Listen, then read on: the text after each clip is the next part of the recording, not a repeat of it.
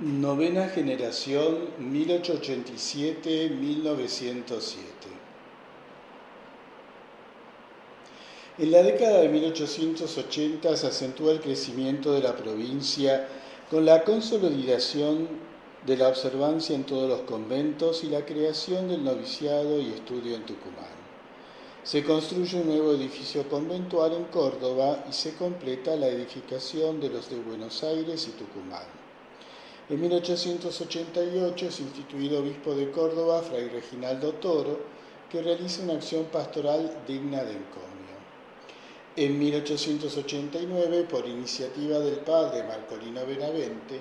los dominicos franceses de la Congregación de la Enseñanza fundan en Buenos Aires el Colegio Lacordaire, que pronto será uno de los de mayor prestigio de la capital. En 1895, Fray Jacinto de Fulgence establece en Mendoza el Colegio Santo Tomás de Aquino, que en 1899 pasa al convento y se mantiene hasta hoy.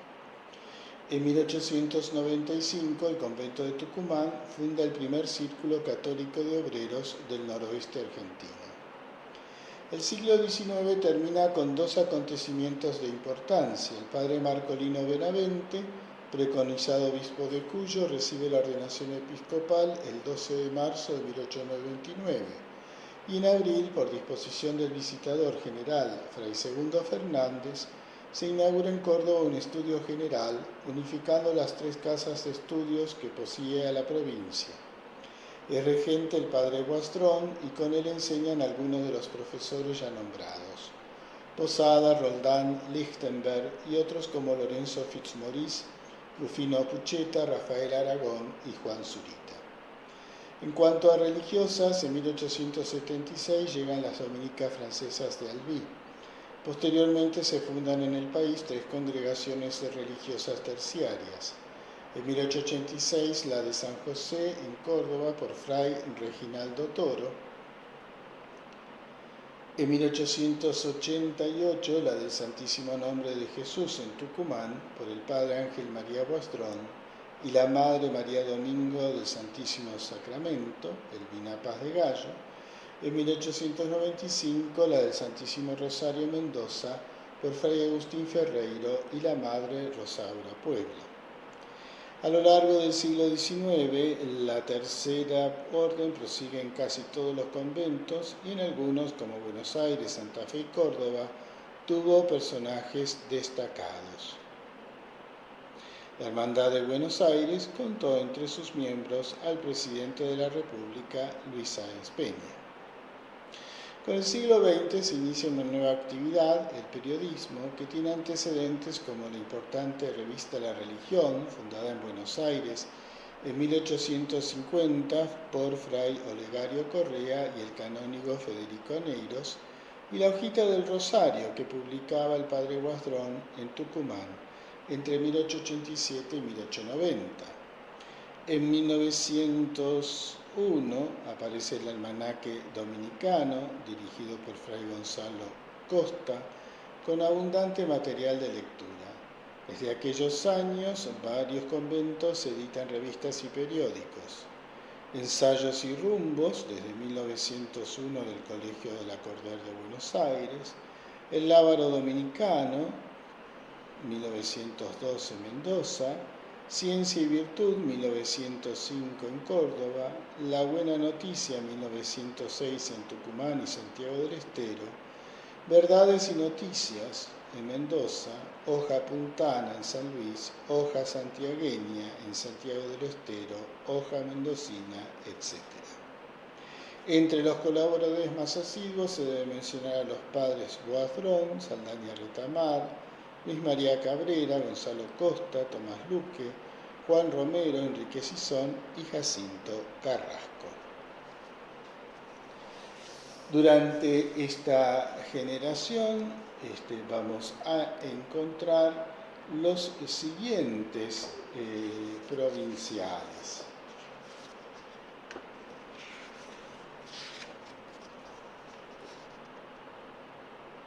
En primer lugar, Fray Jacinto Varela, en 1886 a 1890, Fue electo el 2 de julio de 1886. En ese año se fundó el noviciado en Tucumán.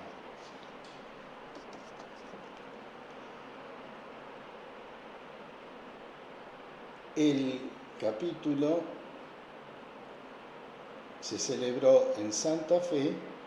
y tuvo una tercera congregación intermedia en Córdoba en 1887. Siguió al padre Jacinto Varela, fray Antonino Keller, entre 1890 a 1894, capítulo que se celebró en Santa Fe. Siguió fray Ángel María Guasdrón entre 1894 a 1898. También este capítulo se celebró en Córdoba. Siguió fray Jacinto Varela, 1898-1900, fue su segundo periodo, pero falleció el 30 de noviembre de 1900. En 1899, por disposición del visitador general, fray Segundo Fernández, se unificaron los estudios, creándose un estudio general en Córdoba.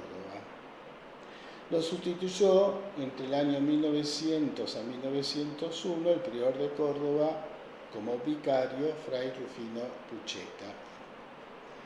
Este capítulo también se había celebrado en Córdoba, pero tuvo una cuarta congregación intermedia en Buenos Aires en 1900.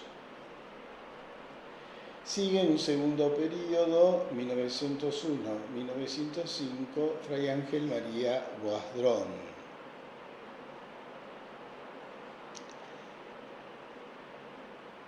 Este capítulo fue adelantado un año por el fallecimiento del provincial fray Jacinto Varela y tuvo una quinta congregación intermedia en Buenos Aires en 1903. Finalmente, en 1905 se elige en la ciudad de Córdoba a fray Tomás Ortega y durante su gestión se recuperó el convento de San Luis, que había sido suprimido por el gobierno civil en 1823. Con este provincial termina el periodo entre 1887 a 1907.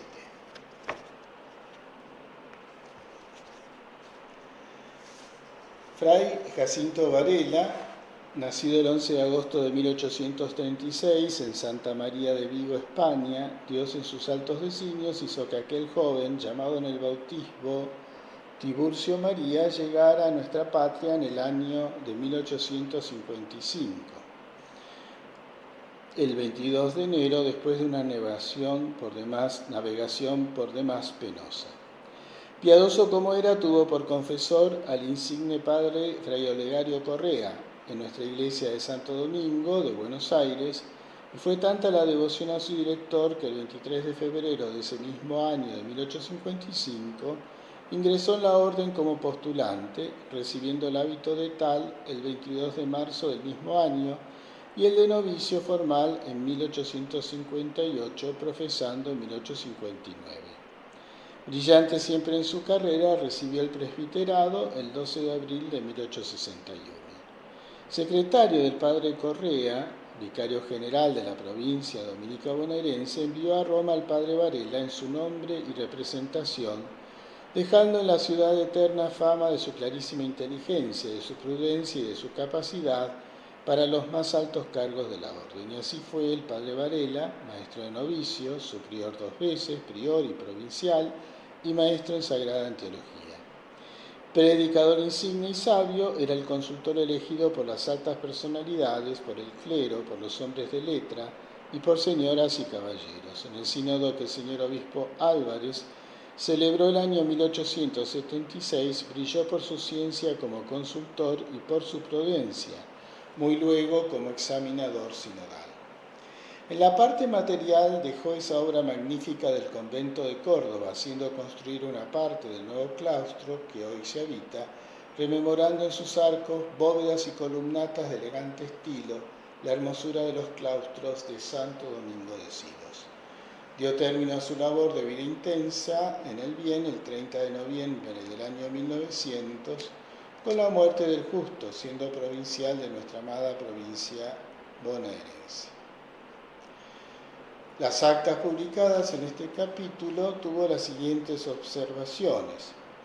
Mandamos, empero, que en adelante las póstulas para grados y predicatura general se formulen de tal modo que los méritos de los candidatos aparezcan más claros y expresos y pueda el maestro general adquirir la conciencia de que han llenado todos los requisitos necesarios para esos grados. Por ende, debe enviársenos en adelante las actas manuscritas y en 2 ejemplares, como es costumbre, con sus hojas compaginadas y cosidas con hilo, cuyas extremidades deben sellarse. Denunciamos que el año próximo venidero se establecerá y se pondrá en práctica la vida común y regular observancia en nuestro convento de Santiago, vulgarmente llamado del Estero. Denunciamos que en nuestro convento de La Rioja se establecerá la vida común próximamente, es decir, cuando se pueda destinar allí un número bastante de religiosos, sin perjudicar el estado de los otros conventos, cumplido lo cual, con el favor de Dios, se habrá llegado a la vida común y observancia regular en todos los conventos de nuestra provincia. Denunciamos que el 2 de julio de 1886 se inauguró y principió el noviciado en nuestro convento de Tucumán, según lo concedió nuestro reverendísimo Maestro General hace muchos años. Denunciamos que ha sido creada Casa de Estudios en nuestra provincia, el convento de Tucumán, al que deben concurrir todos los nuevos profesos desde el año próximo a principiar y seguir sus cursos de filosofía y demás ciencias, como lo establece nuestra Constitución. Confiando absolutamente que sobre este principio y dentro de poco tiempo se establecerán los demás cursos que completan nuestra carrera. Como no juzgamos muy oportuna la decisión que hacen del convento de Tucumán para Casa General de Estudios de la provincia, ya por la insalubridad del clima y por el escaso número de lectores en los conventos de Buenos Aires y Córdoba, aplazamos el asunto para más tarde. No desaprobamos que se nombre en los conventos un segundo predicador que pueda suplir en ciertos casos al predicador conventual, pero de tal modo que el tiempo de esa predicación no se le compute absolutamente para obtener grados hasta que nos conste en qué legítimo derecho se apoye su título. Provéase cuanto antes en el convento de Santa Fe de un síndico, porque en actas vemos que para los dos oficios se ha nombrado un solo religioso, también el de depositario, cosa que no está de acuerdo con nuestras leyes. La póstula que se nos hizo en el capítulo provincial y se renueva en la congregación intermedia de la presentatura para el padre predicador general Jesús Ceballo y la predicatura general para el padre Juan Caviglia, hemos juzgado prudente diferirlas, porque hasta ahora no nos han manifestado qué se requiere para tal presentatura según los antiguos privilegios y aprobadas costumbres de vuestra provincia. Además, respecto del padre Juan Caviglia, hasta ahora no nos habéis demostrado si dio o no el examen que bajo pena de excomunión se le manda dar con autoridad apostólica a los que aspiran al título de predicador. No podemos por ahora acceder a la segunda póstula, puesto que se necesita más personal en el convento de Córdoba, tanto para mantener la observancia regular como la buena marcha de los estudios. Breve exhortación a los religiosos predicadores de la provincia de San Agustín en la República Argentina, dictada por el maestro y prior provincial Fray Jacinto Varela, a objeto de activar el espíritu de observancia y la perfección religiosa,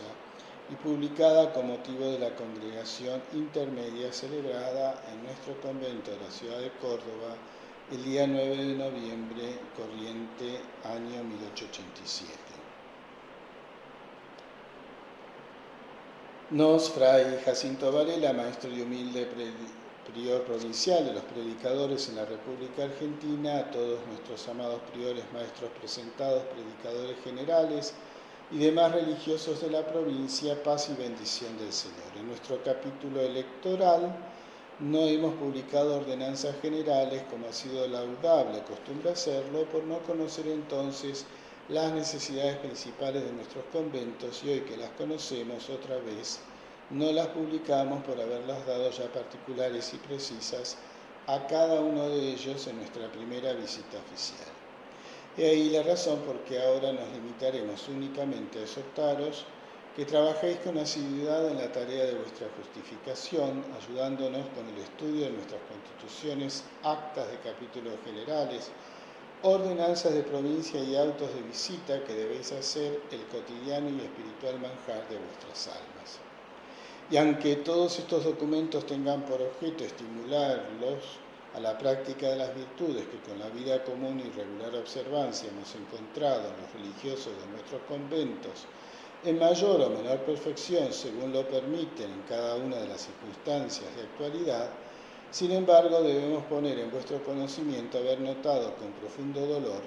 la necesidad de una virtud cuya ausencia se hace sentir en nuestras casas, como la vida se extraña en la muerte. Esta es la santa piedad, que para el alma religiosa es lo que el espíritu para la materia y la vida. Es la savia que conserva el fervor de los primitivos tiempos, es el suave aroma que debe aspirarse en los claustros. Y tan necesaria es, mis amados padres, que no tememos deciros que el poco ejercicio de esta virtud es la causa de todos los defectos que los prelados reprueban en los súbditos y estos observan en aquellos. Por eso, si notáis carcomido el tronco de la obediencia sobre que descansa el equilibrio de la orden y buen gobierno, es porque la ausencia de la piedad destruyó el principio de autoridad, la subordinación. Si encontráis resfriada la caridad fraterna y veis el claustro profanado por el susurro de la murmuración,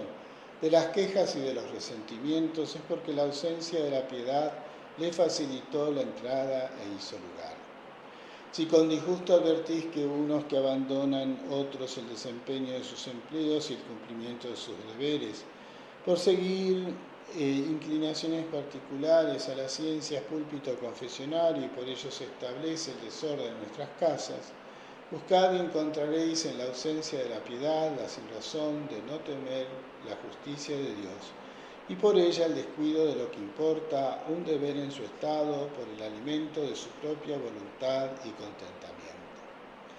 Si el bullicio en vuestras moradas ha desterrado el silencio de sus asilos y la soledad del coro acusa la inasistencia al oficio divino y los estilos seglares,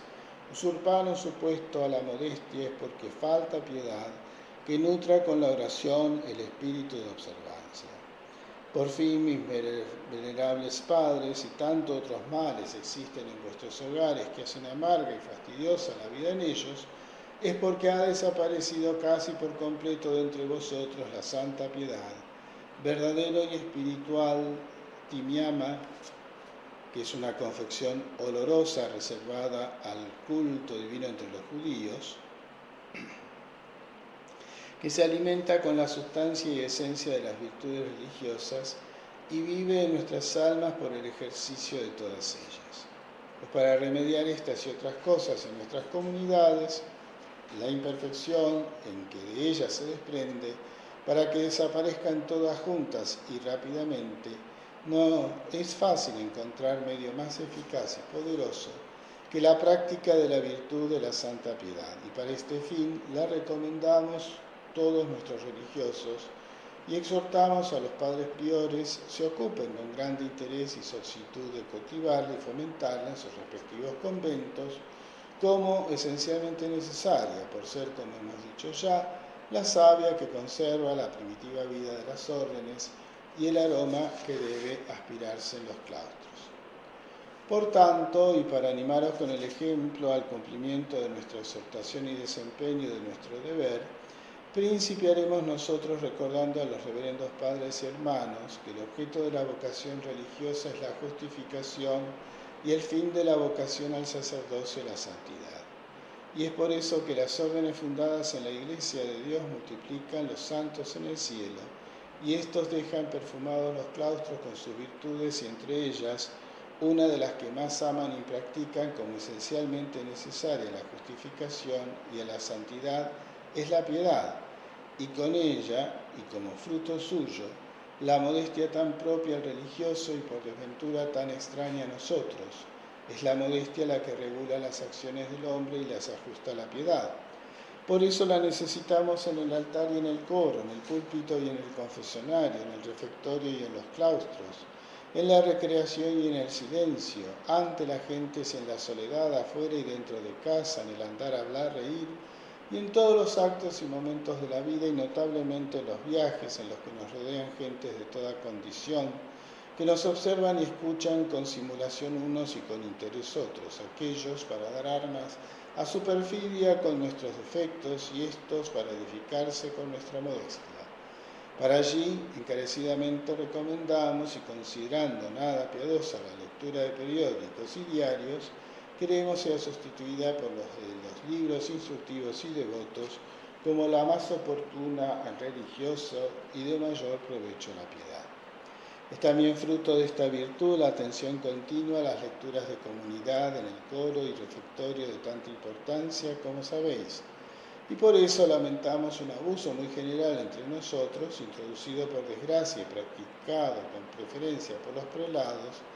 y consiste en llevar allí cartas, folletos y otros papeles con los que se entretienen desedificando a todos por el mal ejemplo que dan y desprecio que hacen de la lectura común, no atendiendo las necesidades de aquel acto, demorando su alimentación y deteniendo a la comunidad más tiempo del necesario. Deploramos altamente estos hechos,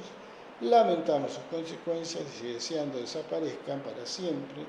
reclamamos la atención única y exclusivamente para la lectura de comunidad. Otro de los actos de la piedad religiosa es la práctica y observancia de las rúbricas de la orden, de la que se desprenden la armonía y completa igualdad de sus ceremonias, y para ejercitarlo entre nosotros recomendamos el exacto cumplimiento de todas ellas y con nuestro misal el uso de la capilla calada en los diáconos, como en el preste, ceremonia que recientemente hemos consultado a Roma si es o no de prácticas en la orden, y se nos contestó afirmativamente. Es otra prueba irremarcable de piedad rogar a Dios por nuestras muy amadas hermanas y compañeros muertos en el Señor, y para conservar sin detrimento lo que de esta virtud nos han dejado nuestros mayores en los sufragios acordados por ley y confirmados por costumbres de provincia, y para evitar confusión con la ley general de la orden, mandamos con la autoridad de nuestro oficio los reverendos padres sacristanes coloquen en nuestras sacristías y en un lugar fijo y bastante notable un pequeño cuadro con la relación exacta de ellos, y es como sigue: en el convento que falleciera algún religioso sacerdote, corista o converso, rezará la comunidad presente el cadáver, las preces que trae el procesionario para el momento de expirar, después el salterio, todo el oficio de difuntos, misa y entierro de nuestro rito. Al siguiente día empezará un novenario cantado de vigilia, misa y responso, sin incluir en él la del cuerpo presente, y antes de comer un responso cantado acompañado con el fúnebre clamor de las campanas. En todos los nuestros conventos se celebrará una misa cantada con vigilia y responso inmediatamente de recibir la noticia.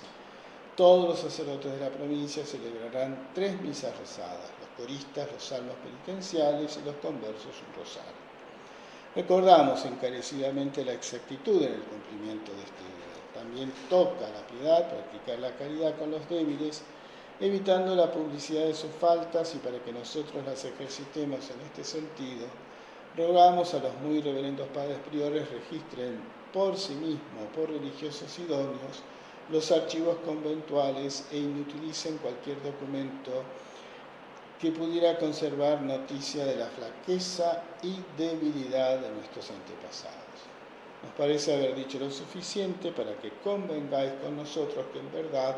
la ausencia de la santa piedad es la causa de todos los defectos que deploran los prelados en los súbditos,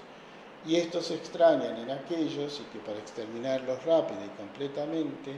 es necesario fomentarla con solicitud en nuestros claustros, y a ellos exhortamos por las presentes letras. Creemos conveniente aprovechar esta oportunidad para disponer que los títulos de órdenes de nuestros religiosos se depositen en el archivo del convento de su permanencia y que las cartas de hermandad que se expidieren en adelante sea por petición del Consejo Conventual. Sigue el provincialato de Fray Antonio o Antonino Keller, 1890-1894.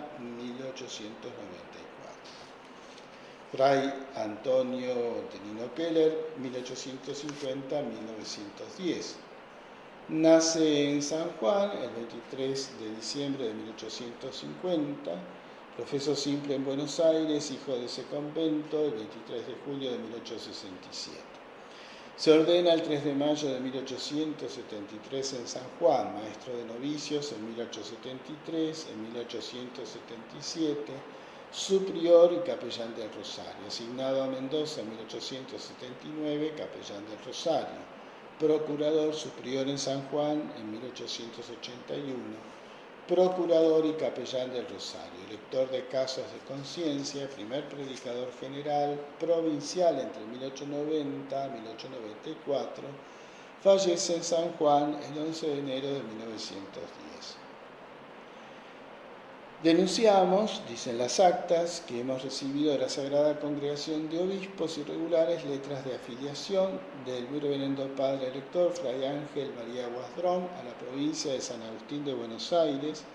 y al convento de Tucumán juntamente con la afiliación del reverendo Padre Elector Fray Jacinto Figueira a la provincia de España y convento de Padrón. No podemos admitir las póstulas del capítulo para la presentatura y predicadura general hasta que se nos especifiquen clara y distintamente, como está mandado, los méritos de los candidatos. No podemos aprobar el nombramiento de maestro de novicios hechos en las personas del padre Díaz para Buenos Aires y el padre Faciano para Tucumán, no solo por el notable defecto de edad, sino también porque no tienen aún 10 años de profesión ni han dado examen de confesor, que sepamos a lo menos. Finalmente, no teniendo las casas de Santiago del Estero y Santa María de la Rioja el número de religiosos que se requiere para constituir convento, no pueden ser erigidas en priorato.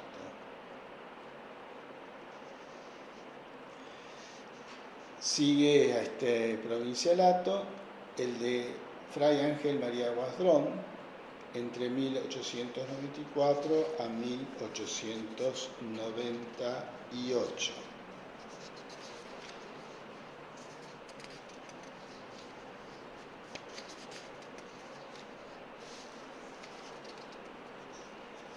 El padre Ángel María Guasdrón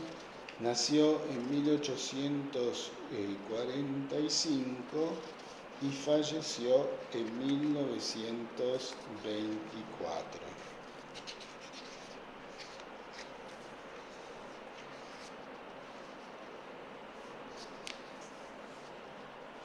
En este año del tercer centenario de la provincia se cumplieron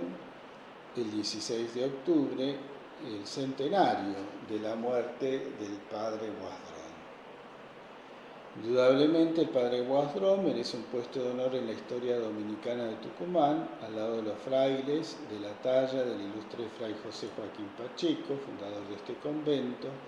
y del Colegio de Misioneros de Lules, de fray Ramón del Suelo, distinguido profesor en Córdoba y en su Tucumán natal,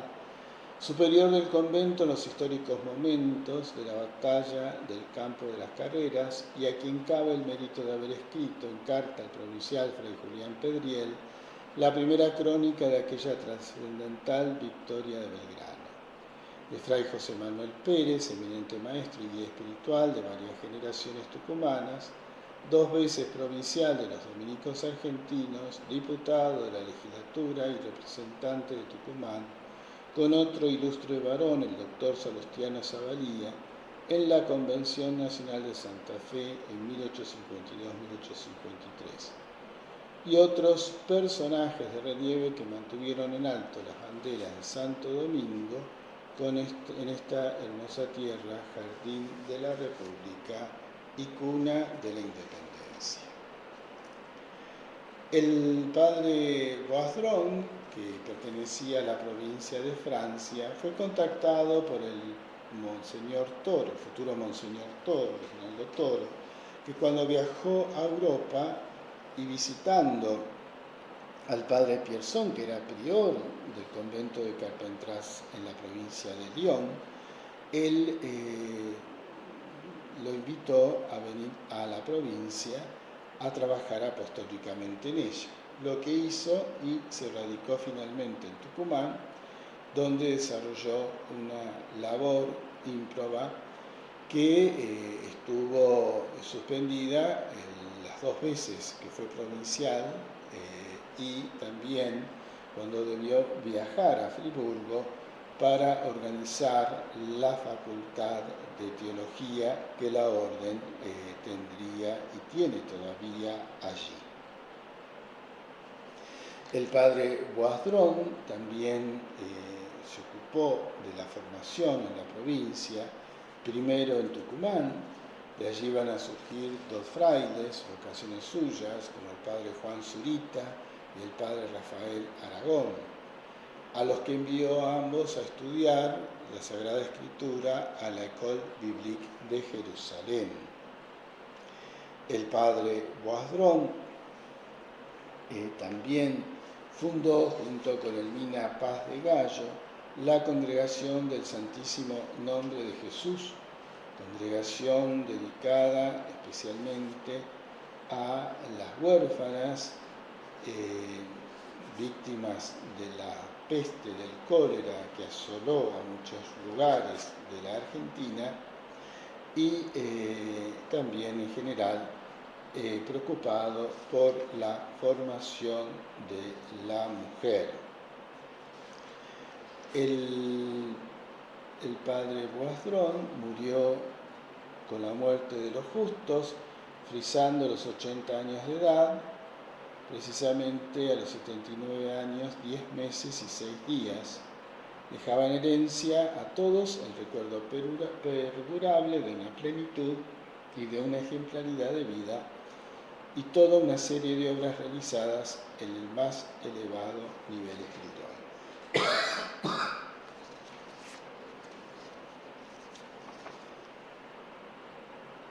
Sigue como provincial entre el periodo 1898 a 1902, en un segundo periodo, el padre Jacinto Varela, el cual fallece, como hemos dicho anteriormente, durante el inicio de su provincialato. Lo va a sustituir como vicario, prior de Córdoba, fray Rufino Pucheta, que había nacido en 1852 y que fallece en 1926. Padre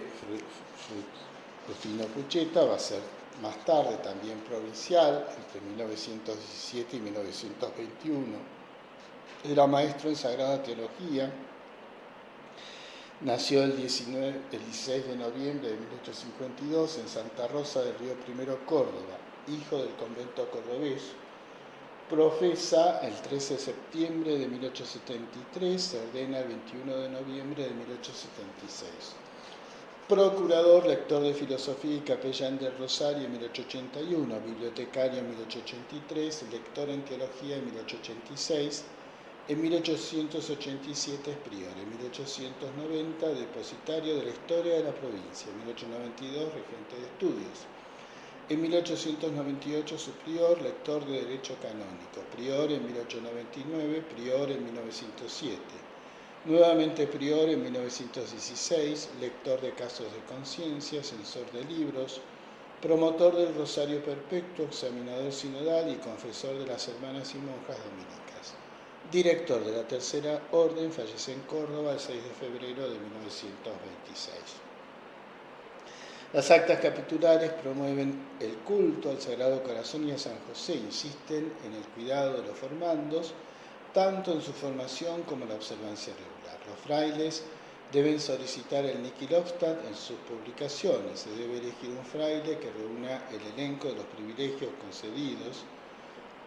a la orden por la Iglesia,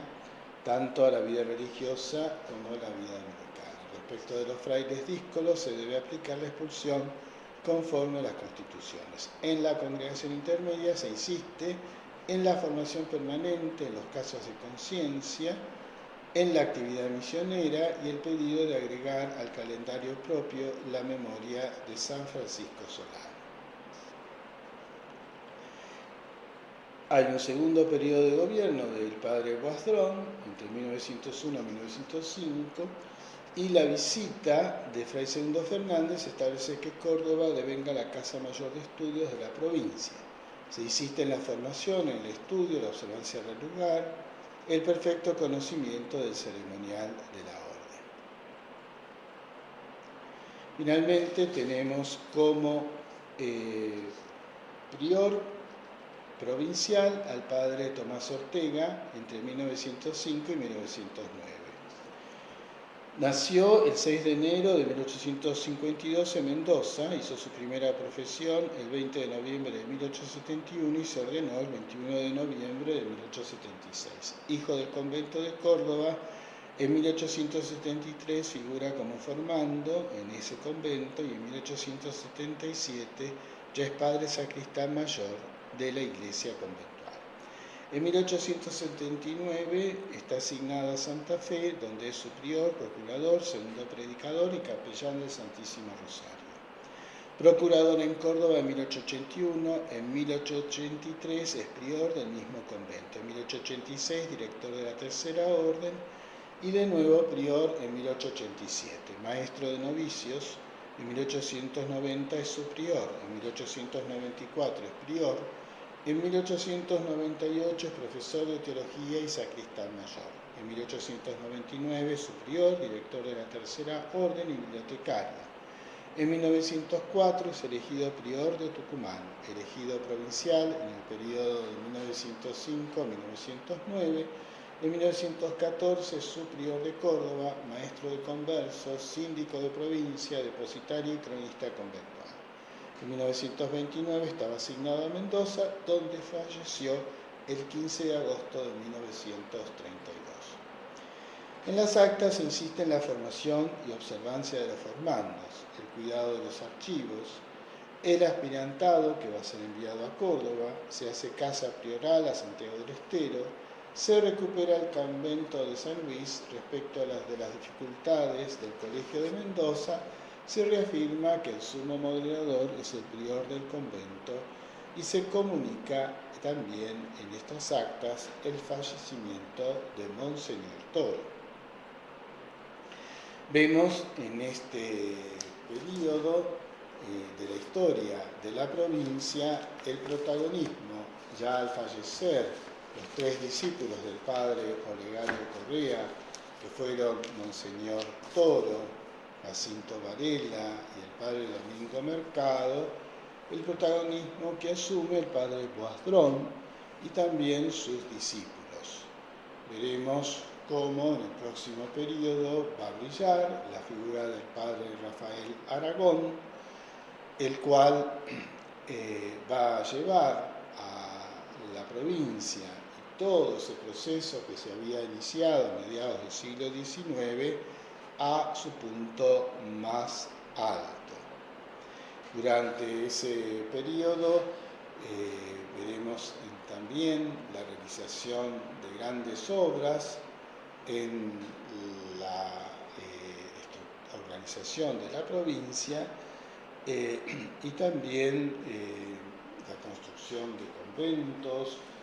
la elevación de iglesias tan importantes como la de Santo Domingo de Buenos Aires y la de Córdoba,